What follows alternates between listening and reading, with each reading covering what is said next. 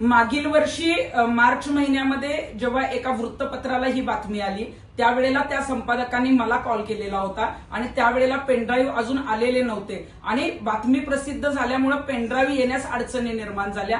ते पेनड्राईव्ह जे आहेत ते आता 5 मार्च 2026 ला माझ्याकडे प्राप्त झाले होते. काही पेनड्राईव्ह मधले व्हिडिओ मी पाहिलेले आहेत आणि ते अत्यंत गंभीर होते. परंतु अशोक खरात हा परदेशात पळून जाण्याच्या तयारीत होता आणि म्हणूनच ती पत्रकार परिषद घेण्या संदर्भामध्ये मी सांगितलं की घेण्यापेक्षा किंवा आपण प्रसिद्धीला येण्यापेक्षा हे प्रकरण मार्गी लावणं गरजेचं आहे आणि काही पोलिसांच्या माध्यमातून जे आहे ते मुख्यमंत्र्यांपर्यंत तो पेनड्राईव्ह पोहोचवणं आणि त्यावर कारवाई होणं अपेक्षित होतं आणि म्हणून ते मुख्यमंत्र्यांपर्यंत व्हिडिओ पोहोचवले.